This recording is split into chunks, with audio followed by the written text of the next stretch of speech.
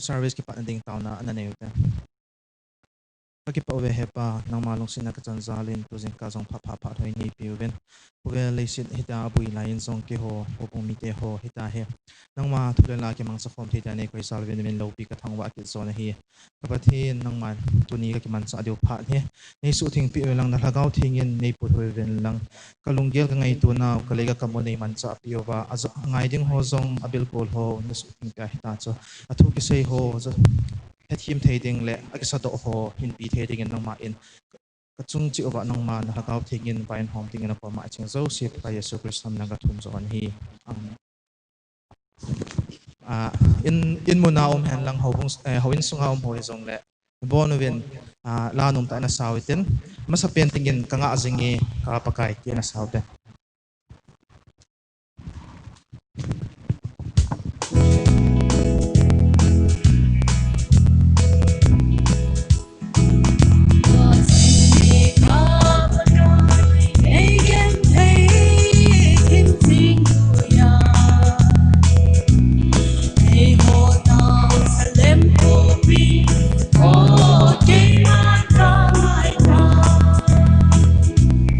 Hãy subscribe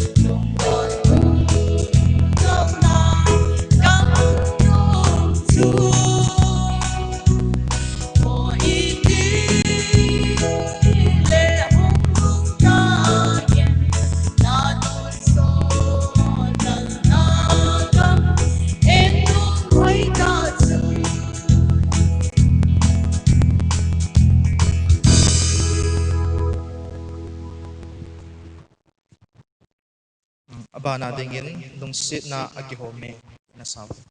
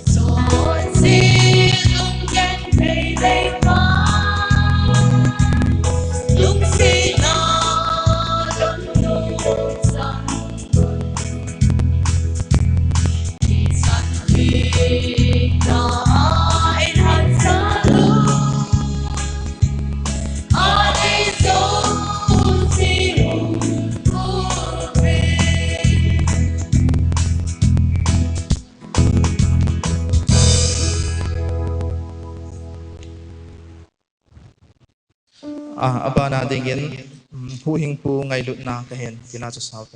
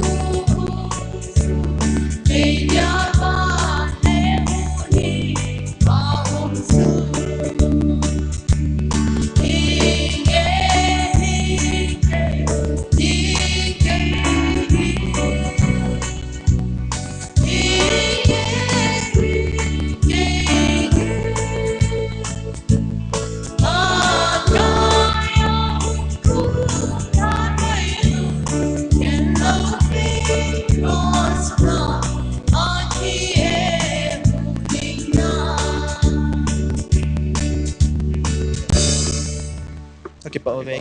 chân suy tàn tên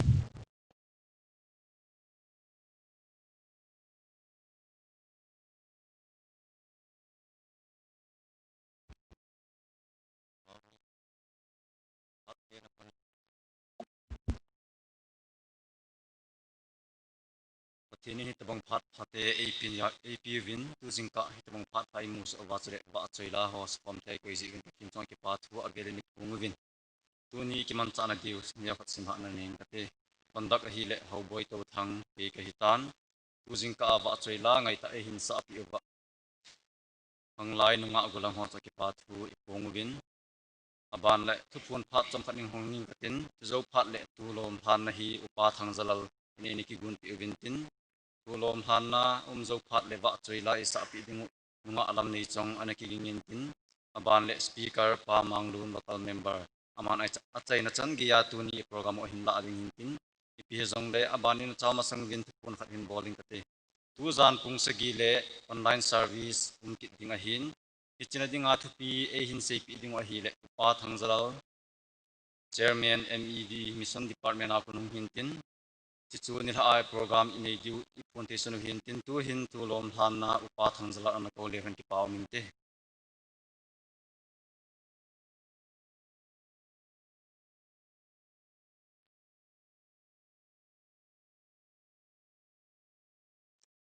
atile tu lom han na in zo phalan ni ti vin tu hin wa choila sa ding nunga lam nei chong an ko ma sele han ki paw min te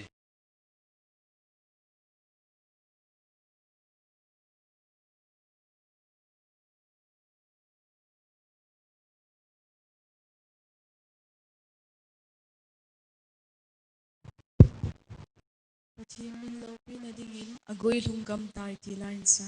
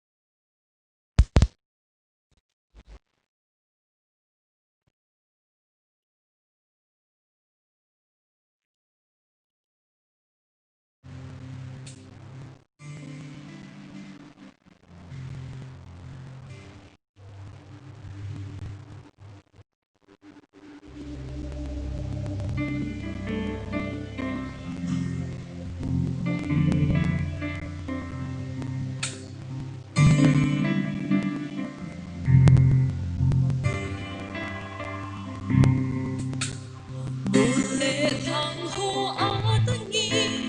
đi lên tha sông á kiên vạn núi thiên su dấu xì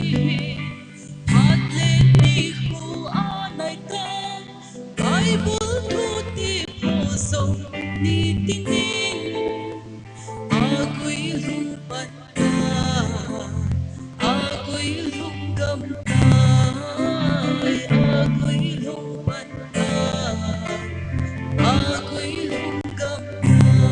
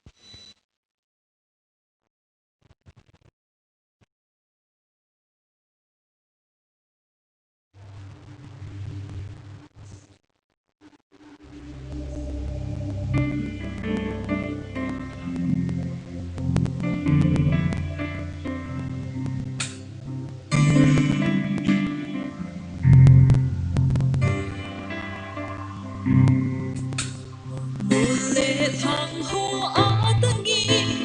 đi lên ha sông á kihe vang núi thiên su sâu si hát lên đi khu á này ta bài bước thu tiếp hồ sông đi tin đi á quy lung bắt ta á quy lung cầm ta á quy lung bắt ta á quy lung cầm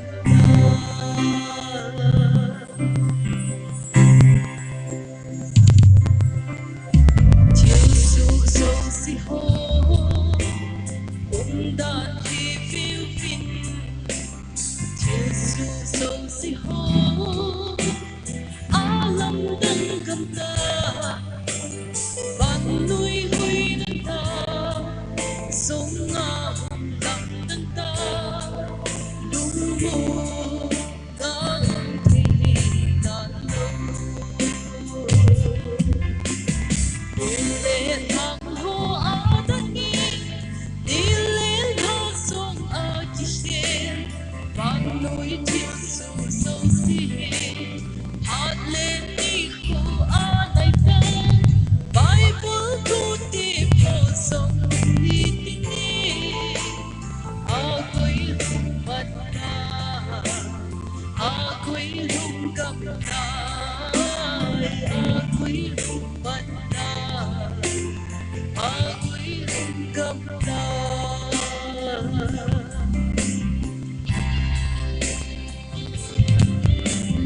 nằm tin tin sông khi lúc khát thấy lâu cha ba chỉ kỹ tu mô nan tim ta thì sân lại sân đi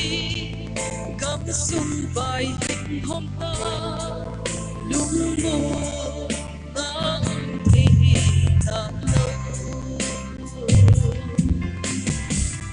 lệ thang hồ á tân nghi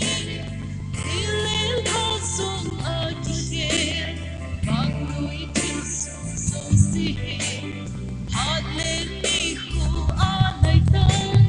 bài bước thu tiếp hồ sông đi tin đi á quy lung bắt ta á quy lung cầm ta á quy lung bắt ta á quy lung cầm ta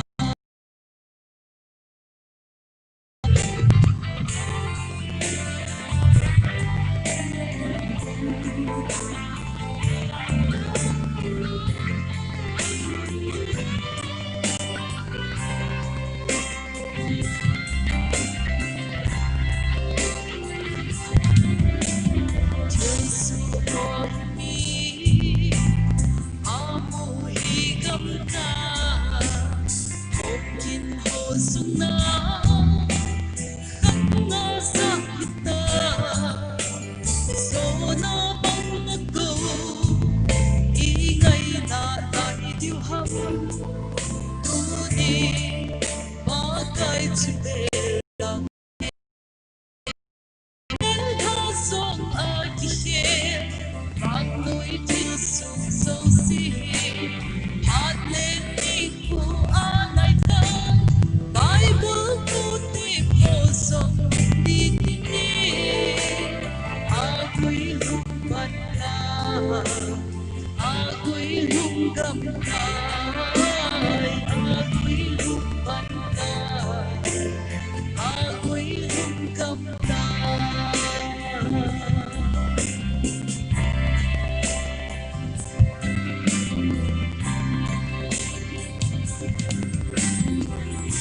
lâu pinapachingsan kami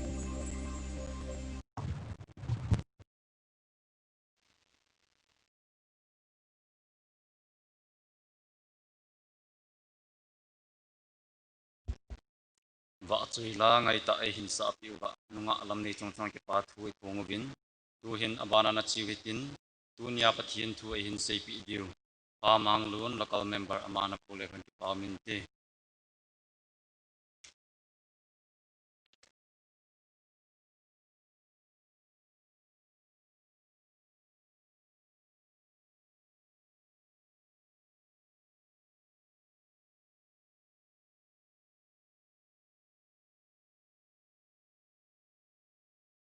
hen lang mitam ta in pathin thua ki gelkhohna na te ho mang the lo in ta zong le e ho isia church di phailin pathin in elung sin na te ho kidangin tu jingkal a thokin na ni khu lopi ta te ho i musa zalovin ama sapenin ipau pathin chu thangwa na chang hen lang tu jingkal hitabang phat pha mu thei ho zo si ibon chawin keima tu jingkal phat mangding ka hi tolonin ibon chawin jingka phat in salam ka hin bol hinte kipamin tu jingkal hin phat mangdinga hin sewa chun ke hi ananum be se lo chu ka hi in izong le local committee ho aban bana naman dio he an ti chun phat chu iti zong le kichang tho tho ding hi je chun ki machan do hen ti chu ke ngai dan an hi ta just tu jingkal hi ken phat ka hin man ding hin tin tu jingkal in mi tam ta ki-khom khomovin pastor pa hin upa ho hin pa te nu te ho kang lai ho jong tam ta hin khomovin ki paumin tu jingkal ki-khom hi lunghel jongomin lungkidan jongomin thunup lai ti mai hi tivin thunup laya Saturday zan ele Wednesday zan ikai khom ho tong kilo thimin ahile lunghel jong ahungum thimin Houbung Facebook group inevin hicha hun Christmas laya num ta inalen khom na ho alam thei lamin khut benga wa choi lai na sa khom na ho chi video clip som cha cha ho kana ve in tuin chi tabang phan ho chu thei khel ding hi ta hi zong le chi phan ho chu gial do a hele lunghel zongomin lungkidan zongomin pathinin phat ei puiding dan ho hi igela hele imasangu hi iti in manding ham ti ho hi sei thei hi be tapu in COVID-19 coronavirus in leisi pumpi ahot ding chital hon chun ahung kipat tilin ehon athu ahin ahilwale news hoa video in a veziwin eho gamsung ta ahung lu nai pun tu in wang eho ichen na I district sungjing azam positive tiding hitantin zawal ho tabang om ta in igela hele tu ma bana hi ipi hung tina lai ding ham ti hoi sei thelo dinmunin yum na lai win iwangu aphat ai la iwangu si da hi zong le tu kum lung ke tabang hi chitabangai ke loi khom na te hoi in man zong sei the hi talo hin ipi hi zong le imazo se hi pathin thu thu hin pathin iza kai bol the hin pathinin pathin hi nga itawa hi chitabang phat ha sa ku na hi e hoi do theina ding win Houbung meeting te hozo sin itana wa in jing hichi group a hung ki post dung zuin nain sung sim tu tan ti thupi mangsain chom phat chom cha na ho lim diu hin tin midang in a hin sei to ki bang khel lo mai the ingai danu zong hi lo mai the hin I zong le chi chei ho ngai da in a thi mai diu hin tin chitol hon chun patin thua chom chai ho lim na ding ba second king lengte ni na bung som ni na hi Hezekiah Tusima kolin chom cha na ho lim le hen pan tin bung som ni chang khat hin siming e ichilaya hin Hezekiah hi han anin anan athipai ding a hitai kichun amos sapa Isaiah thim gau chu ahinga ahungin aza ahung seitai pakai zin hiti na seji nain sung mite kisim tu tan azi chu nangma damdo lova na thi den te ding a hitai tin a seji ahung ti athuhing simdo athain pathinin pathebo pi hen lang ichi Hezekiah thusim ti ding tan tin Hezekiah chanchin hi second chronicle hoa zonga ki muthovin Isaiah lama zong ana ki muthovin hi zong le second king na hi iga sim do hin tin ki pamin Hezekiah hi i het su keima bangbin ama hin lengwai ahin pu ahin akum hi som sabo kum som ni le kum ngabo an hin alain aman hi chi lengwai kum som ni le ko sung Jerusalem lengwai anapu in hi chi alengwai pu sung kum som ni le ko sung ahin Juda elona bodo ti chu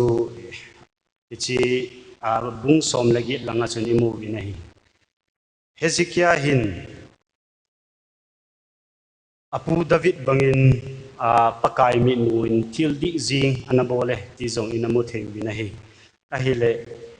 abana chun Hezekiah hin hichi zong iti chun anasumang su hilin musi in sumeng lima anasim gul sumeng gul lima do anasim chozo si jong Hezekiah hi ama masanga hi henlang anunga mite jong le hitabang leng hi Juda sunga anom tapunte ti changein anaseyo nei hichi sumeng gul lima mosin anasim hichi kilhai nahi hichi phal laya dinga chu Israel chate hin hichi gulim chu akoma chu kilhaina gimnam tuitam ta te ho na bolwa hitia chu mi pi in kilhaina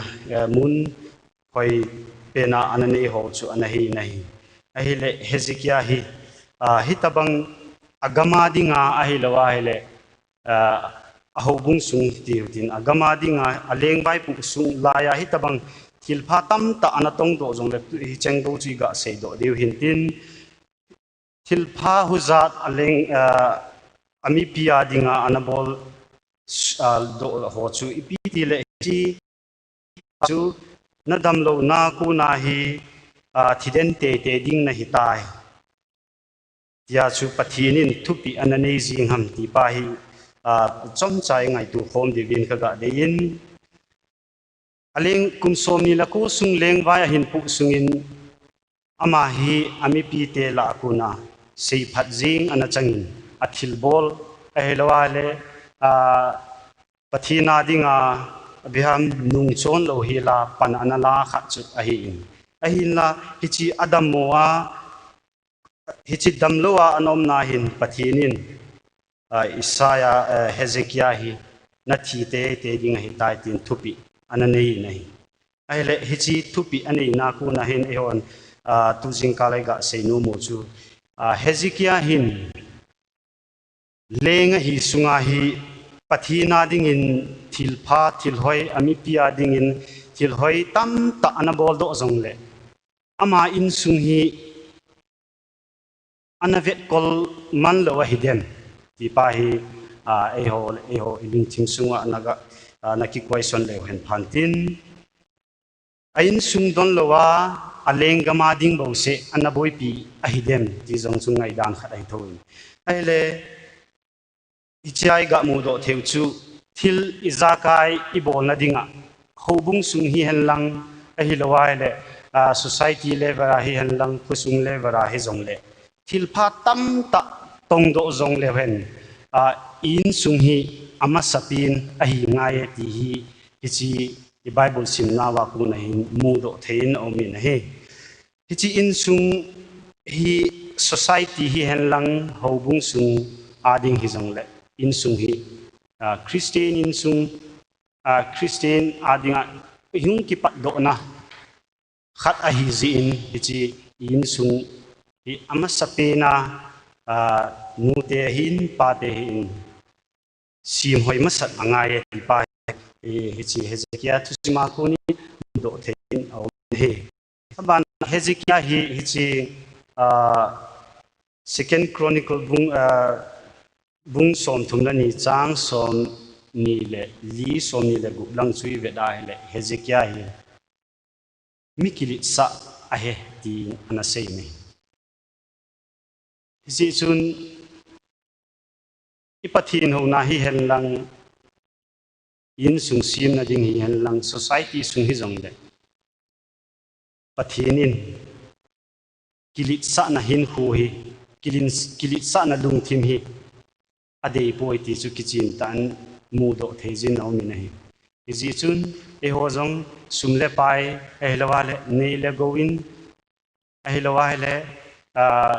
ka sei thein kibawl thein ti zong leo hen chi kilit sa na lung thim e lawale in sung ikisim tu masat pen lawa hi le ipi bol zong leo hen tua chi pathinin hezekia atipi tabang chi tabang hi message hi imu tho tho de hi ki pa hi tu jing ka lai ga se do hin tin hichi in sung isim hoi na dinga hin pathinin hezekia nain sung kisim tu tan tia hin son thupi ahin le na hin ta salama sim tu na zong angain chubana lhagao lama kisim tu sim phat na zong angai nei ta salam bo se akitu ba zong ahi thei pui lhagao lam bo se aha da ahi zong ahi thei poi ti khat chu mu do thei jin o mi na he hezekia zong chu sei ta vin aleng vai pu sungin demna achang pu in ato atham zo si su mi pi te lung thlai na ji nga hi ahin la ama in abo ama sapending ti tawitin ain sung mi in sung sim tu lawa hitabang thilpha anabol wangsun pathinin amese su i hetawin na thi te te ding hi na damo na ku na hi ti hi e ho zong dunia panhin ti tawitin in sung ama sapinin sim hoi tivin sim hoi zong chu tam ta uminte tam zo cho sim hoi hinante tua sanga hoi che in sunga pathin bun hi tivin mi pa mi nu he lawai le cha te ho he lawai le mu te ho tua pathina dinga pan ila na sanghin atha ben tua sanga hoi zoin pan la hi tive ti chu ikitip na nu kit zong a hi in abana in sung isim tu na dinga hin e hon tu lain pate ni hu tu kum pate ni hu imang tapu win hi zong la pate ni hu ong hi dinga chun tu sei ding ni chu mi ko win cha zong chun i whatsapp group ba pp ham zong so ong ki sein tu la hin in sung sim tu na dinga hin pate ti hi mi zo si ngai dan tabang a hi ta in pate keusi pate bo sen in sung asim tu zo lo hi atam ta in hiya chu pate keusi hi in sung sim tu bingin nu te ho ai lawala cha te hon ngen si ta po tin aji chu asim tu zo lo hi tam biom ta in hiya chu ipan khomu wa chi in sung hi isim khom dewa he ti pa chu avela tipna ka hin nei nu ki hin tin hichi chronicle bung som thum la ni chang som ni la gup som ni la sagi lang chui ve da hele hezekia chu mikili sa hello la ahi wang sun ama cham ta in alung thim ahin khelin ahung ki neu sa in hichi ahung ki neu sa akun chun pathin alung thain elwale Jerusalem mi pi te ho in Juda te ho in abon chavin ahung ki neu sa ve ati chu ahile hichi ahung ki neu sa wa kun chun pathin alung thaye hezekia hin lai sin pathinin akitip na chu asubuli tapoi akimu na hi ahia le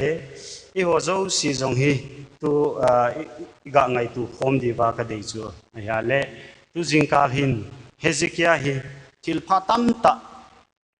mi pia ding aleng vai pu suin thilpha tam ta na bol do in hichi a bol do wangchun pathinin ahin khu hi adam mona ku nai dam do zo talowa thite dinga thuti thupi ananei lain hichi hezekia hi pakai hinga ataw na chu ipiham itiai le nangma ang sunga itabang taa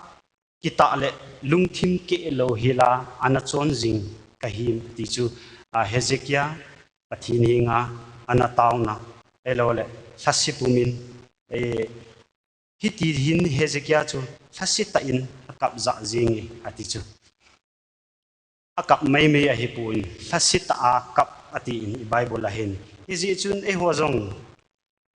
aphat hin phat hi agei sang hitan tu hi e wadinga phat lem chang imu pe wahin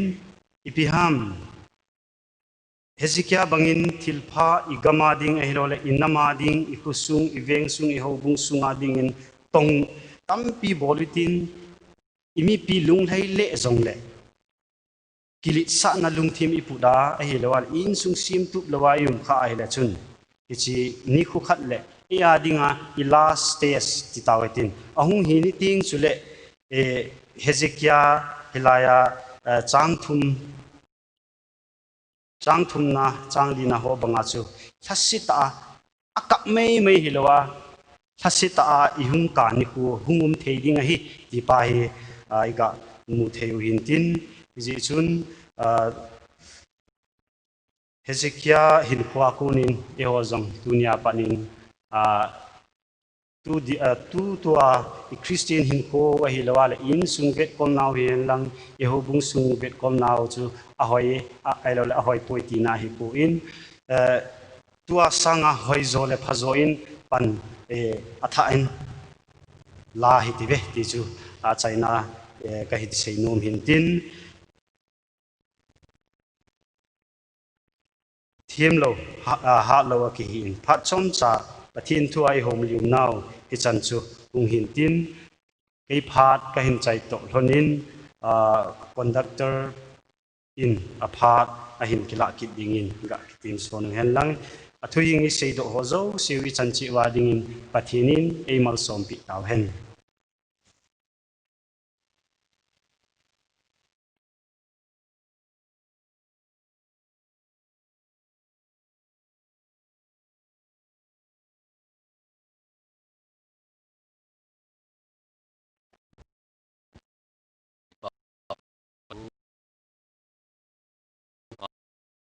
tauna hi upa thang zalo ko diu hin chimasang chun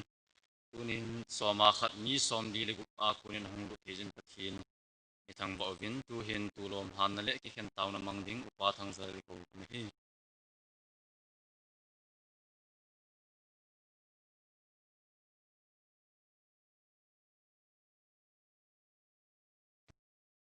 pathin ko ma tau ti ve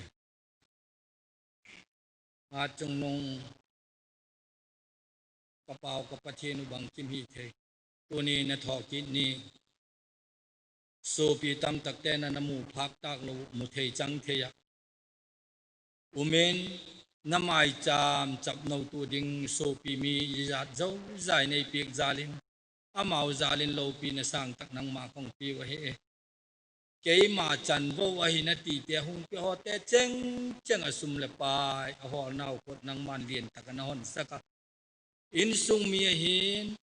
Houbung mi hin dam mo ve set atuk ni ko le nang malung se chang tak top dingin nang man pi le chin tin amau dingin kanget sakit na lai a hi tu jing kala hen nu tia ki pata thai ga namai cham sap no na dingin ong polut ki ta walung se tin jehun thai ga nge hile nang man nagama ding amat chak pa namata ong pe ho zo se ding aga tam tak alo mun'ah pot na ong hi thei na dingin nang man phat theung chan le chin tin amau din kanget sakit na lai a he phat chom cha nang ma min zala ki mat nawa ming hi na zalin su khil bol khil ding ai tak ai le le na lung se na yong ngai dama ka ki mat khang na sun sunule nang ma chan chin phan kong lui nawa in sung sim tum na ding thu pha thu man tam ka he tho to